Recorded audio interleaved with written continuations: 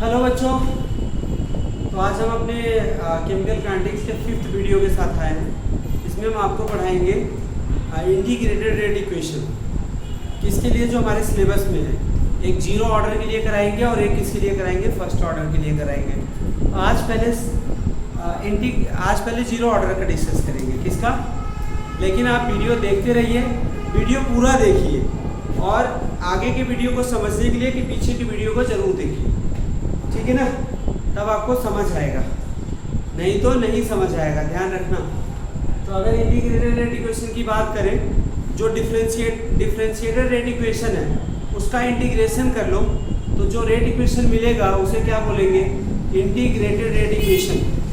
Integrated rate equation useful for determination of the rate constant, useful for the determination of the rate constant. Rate constant के determination में इसका काम होता। समझ आएगी नहीं बात, ये याद रखिएगा। रेट कांस्टेंट के किसके डिटर्मिनेशन में होता। तो जैसे अगर हम सबसे पहले शुरू करें जीरो ऑर्डर रिएक्शन, पहले तो हम जीरो ऑर्डर पढ़ लें क्या होता है, एग्जाम्पल क्या होते हैं, और फिर हम इसके इंटीग्रेटेड रेट इक्वेशन को निकालेंगे। जीरो ऑर्डर रिएक्शन, इसकी डेफिनेशन में बोलूँगा, आप नोट कर लें। The reaction in which rate is independent on the concentration of reactant. The reaction in which rate is independent on concentration of reactants called zero order reaction. दूसरी statement क्या हो सकती है, the reaction in which rate is directly proportional to zeroth power of concentration of reactant. Rate is directly proportional to zeroth power of concentration of reactant is known as zero order reaction. ठीक है, definition आप copy में note कर लेना। तो जिस भी reaction में रेट ऑफ रिएक्शन रिएक्टेंट के कंसेंट्रेशन पे इंडिपेंडेंट होता, मतलब रिएक्टेंट के कंसेंट्रेशन को आप बढ़ाइए उसके रेट में कोई चेंज नहीं होता, ऐसे रिएक्शन को क्या बोलते हैं, क्या बोलते हैं, जीरो ऑर्डर रिएक्शन बोलते हैं। क्या बोलते हैं, जीरो ऑर्डर रिएक्शन बोलते हैं, ठीक है ना। क्या बोलते हैं, जीरो ऑर्डर रिएक्शन बोलते हैं, ठीक है। डन। अब यहां पे क्या होगा, हम ग्राफ से समझ लेते हैं पहले जीरो ऑर्डर को। मैंने कहा इसके कंसंट्रेशन ऑफ रिएक्टेंट ले लेते हैं, क्या लेते हैं, और इस पर क्या लेते हैं, रेट, क्या लेते हैं, रेट। तो अगर ग्राफ प्लॉट करें, हमने कहा कंसंट्रेशन कितना भी चेंज कर दो रेट पे कोई फर्क नहीं पड़ता। इसका ग्राफ कैसे होगा, ऐसे। अगर आपको रेट और कंसंट्रेशन ऑफ रिएक्टेंट के बीच में ग्राफ इस तरीके से, तो वो किस ऑर्डर के लिए होता है, वो जीरो ऑर्डर के लिए होता है। किसके लिए होता है, जीरो ऑर्डर के लिए होता है, ध्यान रखना। अब एग्जांपल है जीरो ऑर्डर रिएक्शन का एग्जांपल ले हैं अगर हम, ठीक है ना। आपको बताऊं, all catalytic reaction, all catalytic reaction is example of zero order reaction, example of zero order reaction. सभी कैटालाइटिक रिएक्शन किसके एग्जांपल होते हैं, जीरो ऑर्डर रिएक्शन एग्जांपल होते हैं। जैसे आपका H2Cl2 in presence of sunlight क्या रहेगा, 2HCl।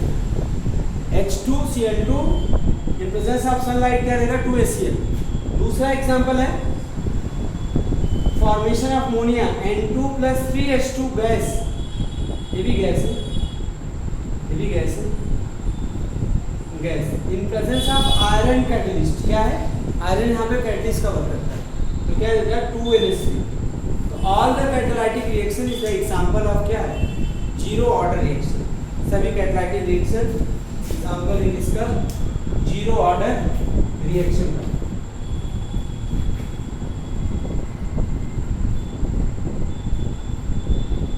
ठीक है ना बेटा, ये आपके जीरो ऑर्डर रिएक्शन की डेफिनेशन हो गई, ग्राफ हो गया, एग्जांपल हो गया।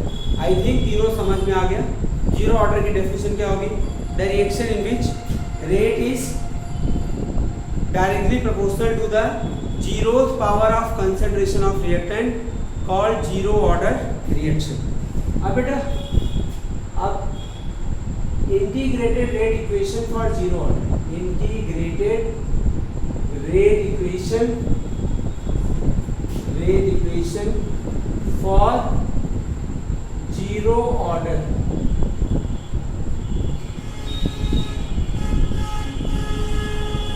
Integrated rate equation for zero order.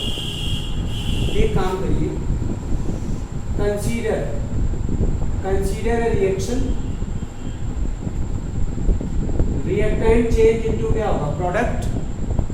Reactant किसमें चेंज होगा, प्रोडक्ट में चेंज होगा। इसका रेट क्या होगा, minus d r by d t, minus क्या होगा d r by d t, ये इसका क्या होगा, रेट हो गया। ये कौन सा डिफरेंशियल रेट होता है, मैंने आपको डिफरेंशियल रेट पढ़ाया था। डायरेक्टली क्वेश्चन किसके है, zeroth power of concentration of reactant, यही तो होगा ना, मैंने आपको डिफरेंशियल बताई थी। Direction in which rate is directly proportional to the zeroth power of concentration of reactant is known as zero order reaction.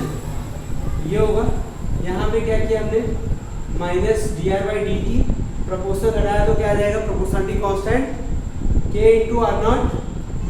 Okay, फिर क्या करेंगे आप, डी आर किसी की पावर अगर क्या हो जीरो तो 1 हो जाता है, ये 1 हो जाएगा, डी टी को उधर ले गए और माइनस से मल्टीप्लाई कर दिया, इधर प्लस हो जाएगा, इधर माइनस के into D T.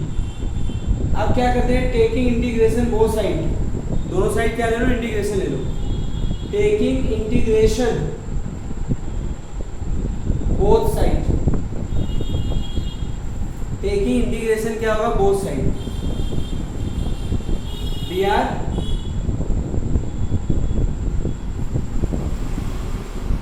Taking integration both side, D R is equal to क्या होगा, के बाहर आ जाएगा डी टी। डी आर का इंटीग्रेशन क्या होगा, आर, और यहाँ पे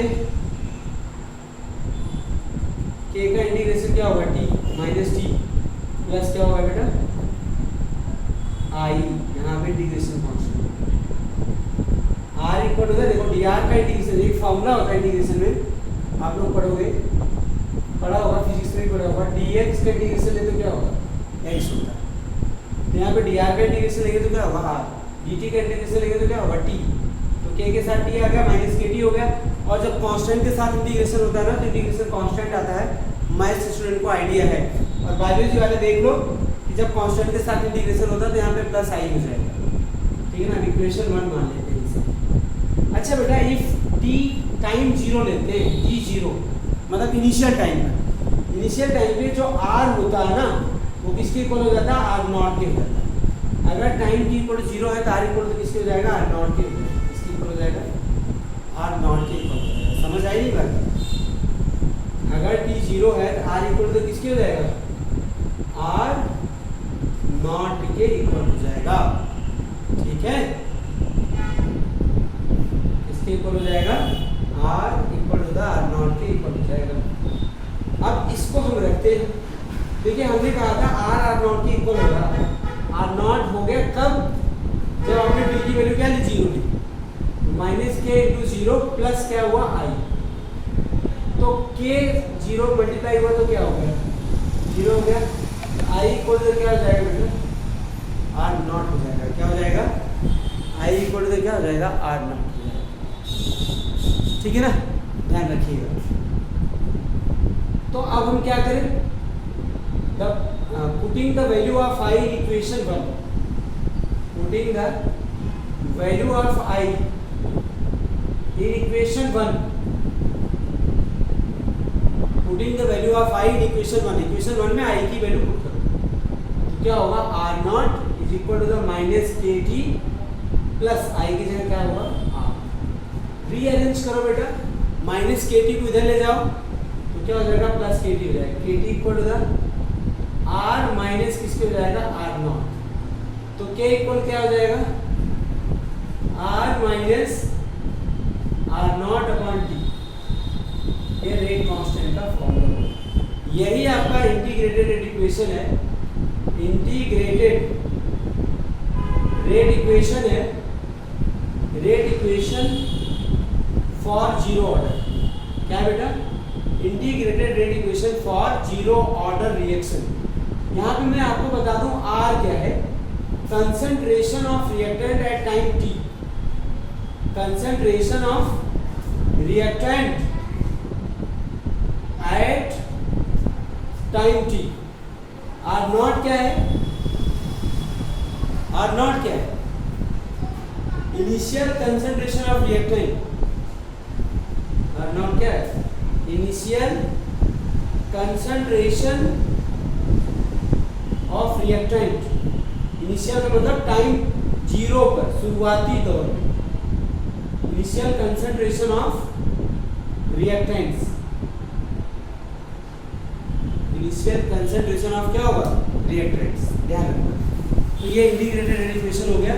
अगर बेटा हम इस पे ग्राफ प्लॉट करें, देखिए ग्राफ आते हैं एग्जाम में, चाहे नीट हो जेई हो, तो आपको पता होता इस ग्राफ इस वाले फॉर्मूले से, इस वाले से यहाँ पे आर है बच्चे, इस वाले फॉर्मूले से, इस वाले से ग्राफ प्लॉट करने के हम क्या ग्राफ प्लॉट करने चले हैं? टाइम और कंसंट्रेशन आर के बीच में ग्राफ प्लॉट करें, ठीक है ना, इसके बीच में। तो ये इक्वेशन जो है, ये वाली इक्वेशन, इसको कंपेयर कर लो इस वाली इक्वेशन से। y इक्वल टू क्या होता है? mx माइनस सी, या प्लस सी कर लो, यहाँ माइनस कर लो। आपने 10th में वाली इक्वेशन पढ़ी होगी 11th में। y इक्वल टू y और x के बीच में ग्राफ प्लॉट करेंगे, तो ये c क्या होगा? इंटरसेप्ट होगा। उसी तरीके से r और t के बीच में ग्राफ प्लॉट कर रहे हैं, तो ये वाला r नॉट जो होगा, ये वाला जो r नॉट होगा वो क्या हो जाएगा? आपका इंटरसेप्ट हो जाएगा। मतलब टाइम टी जीरो पर जो कंसंट्रेशन होगा वो आर नॉट होगा। क्या होगा? वो होगा आपका आर नॉट। और अब ये ग्राफ नीचे की तरफ आ रहा है क्योंकि यहाँ पे नेगेटिव साइन है, और इस ग्राफ का जो स्लोप होगा वो माइनस क्या होगा? के होगा। वो क्या होगा? ग्राफ का जो स्लोप होगा वो क्या होगा? माइनस के। ये आपका क्या हो गया? Zero order. अगर ये ग्राफ पूछा जाता है तो दो क्वेश्चन इसमें बनेंगे।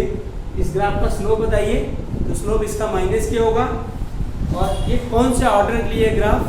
तो ये आपसे पूछा जाएगा जीरो ऑर्डर, और फिर जीरो ऑर्डर की रिएक्शन क्या होगी ये पूछा जाएगा। ये ग्राफ हो गया आपका जीरो ऑर्डर के लिए। नहीं आएगा तो आप मैसेज करेंगे, आपको हम फिर समझाएंगे इसको।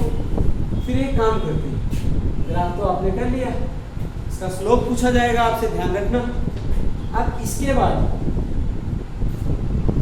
अगर हम बात करें हाफ लाइफ पीरियड, क्या half life period for zero order reaction, for half life period for zero order reaction, ठीक है, मतलब टी हाफ, मतलब क्या होगा? T half. इसकी डेफिनेशन क्या होती है? हाफ लाइफ क्या होता है? जिस टाइम में कोई भी सब्सटेंस अपने इनिशियल अमाउंट का आधा अमाउंट डिकम्पोज कर जाता है। जिस भी टाइम में कोई भी सब्सटेंस अपने इनिशियल अमाउंट का हाफ अमाउंट, कितना अमाउंट? हाफ अमाउंट डिकम्पोज हो जाता है, उसे क्या बोलते हैं? हाफ लाइफ पीरियड बोलते हैं। समझ आया? क्या बोलते हैं? Half life period. इसकी डेफिनेशन एग्जाम में भी आती है। जिस भी टाइम में कोई भी सब्सटेंस अपने इनिशियल अमाउंट का आधा अमाउंट डिकम्पोज हो जाता है, उसे क्या बोलते हैं? Half life period. आधा अमाउंट डिकम्पोज होता है, उसे क्या बोलते हैं? Half life period. तो चलिए देखते हैं। वी नो डैट, डेफिनेशन याद हो गया, लिख लेना आप लोग जो है, डेफिनेशन कॉपी में लिख लेना। वीडियो को पॉज करके, सबसे अच्छा तरीका पॉज करो, जितना सुनो उतना लिखो, हो जाएगी definition. We know that zero order के लिए रिलेशन क्या होता है? आर माइनस आर नॉट, क्या होता है? आर नॉट माइनस क्या होता है? आर अपन क्या हो जाएगा? टी। तो इफ टी इक्वल टू क्या लिया? T half. अगर टाइम आपने टी हाफ ले लिया तो आर जो टाइम टी पर कंसंट्रेशन था वो इनिशियल का क्या हो जाएगा, आधा हो जाएगा। क्या हो जाएगा, आधा हो जाएगा। तो जैसे मैंने ये किया k equal to the r not minus r की जगह क्या हो जाएगा, आर नॉट बाई 2 अपॉन किस हो जाएगा, टी हाफ। अब क्या करो आप, आर नॉट में से आर नॉट बाई टी 2 जाएगा तो क्या बचेगा, आर नॉट अपॉन किस हो जाएगा, 2 इंटू टी हाफ। ये होगा rate constant for and half life में रिलेशन। तो अब अगर मैं हाफ लाइफ लिखूं तो क्या होगा, आर नॉट अपॉन 2k हो जाएगा, आर नॉट अपॉन 2k हो जाएगा। तो ये चीज़ क्लियर हो गया हमें, टी हाफ डायरेक्टली किसके होगा, क्योंकि ये दोनों कांस्टेंट है। Half life period initial concentration के क्या होगा, डायरेक्टली प्रोपोर्शनल होगा। क्या होगा, तो अगर हम ग्राफ प्लॉट करें बेटा इसके बीच में, इसके बीच में आर नॉट के बीच में और टी हाफ के बीच में ग्राफ प्लॉट करें तो इसके डायरेक्ट ऑपोजिट होगा। तो ग्राफ कैसा होगा, स्ट्रेट लाइन होगा। क्या होगा, स्ट्रेट लाइन। और इस ग्राफ का जो स्लोप होगा वो क्या होगा, 2k होगा। क्या होगा, 2k होगा। इस ग्राफ का जो स्लोप होगा वो क्या होगा, 2k होगा। एक क्वेश्चन था, आपको क्वेश्चन करा देते हैं। फिर जो है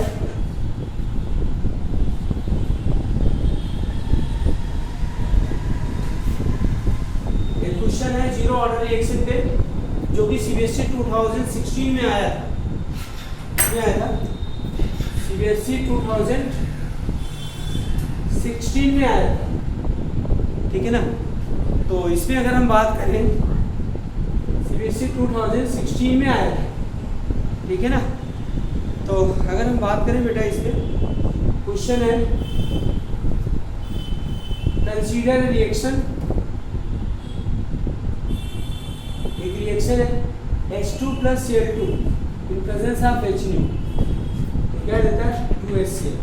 इसका रेट दिया हुआ था बेटा K।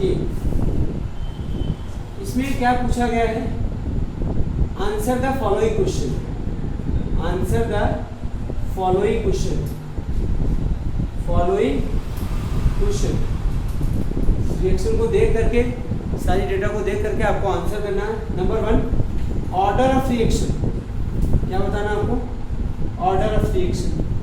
दूसरा, यूनिट ऑफ रेट कांस्टेंट यहाँ बताना, यूनिट ऑफ रेट कांस्टेंट, दूसरा क्वेश्चन। तीसरा क्वेश्चन है इसमें मॉलिक्युलरिटी ऑफ रिएक्शन, 3 मार्क्स का क्वेश्चन हो गया। मॉलिक्युलरिटी ऑफ रिएक्शन, इस रिएक्शन की मॉलिक्युलरिटी क्या है। ऑर्डर क्या होगा, देखो ये रिएक्शन कैटलाइज्ड, क्या है, कैटलाइज है, तो ये कौन सी ऑर्डर होगी, 0। इसका आंसर क्या होगा, पहले का आंसर क्या होगा, ये 0 ऑर्डर रिएक्शन होगा। क्या होगा, 0 ऑर्डर रिएक्शन होगा। अगर नहीं समझ आ रहा तो rate equal to k into r की पावर क्या होगा, 0। और किसी की पावर 0 होती तो क्या होगा, 1 हो जाता। इसलिए रेट इक्वल टू किसके होगा, कांस्टेंट के इक्वल होगा। किसके इक्वल होगा, कांस्टेंट के इक्वल होगा। समझ आया। तो अब क्या हुआ, तो इसका तो ये 0 ऑर्डर हो गया, इसलिए हमें पता लगा। अच्छा, 0 ऑर्डर के लिए रेट कांस्टेंट की यूनिट क्या होती है, हमने आपको बता दिया, मोल, लीटर इनवर्स और क्या होगा, सेकेंड इनवर्स। अच्छा, थर्ड पॉइंट, मॉलिक्युलरिटी। मॉलिक्युलरिटी कितनी होगी, जितनी रिएक्टिव स्पीसीज है, यहाँ पे नंबर ऑफ रिएक्टिव स्पीसीज कितनी है, 2, इसलिए मॉलिक्युलरिटी इसकी क्या होगी, 2 होगी। तो ये हो गया क्वेश्चन। तो अगली क्लास में हम आपको फर्स्ट ऑर्डर पढ़ाने वाले हैं। तो वीडियो लेकिन सीक्वेंस में देखिए, तभी आपको समझ आएगा, ठीक है ना। आगे वाली वीडियो देखने के लिए पीछे वाली वीडियो जरूर देखो, लाइक करो, सब्सक्राइब करो, शेयर करो और बेल आइकॉन प्रेस करो, ठीक है ना। Thank you very much.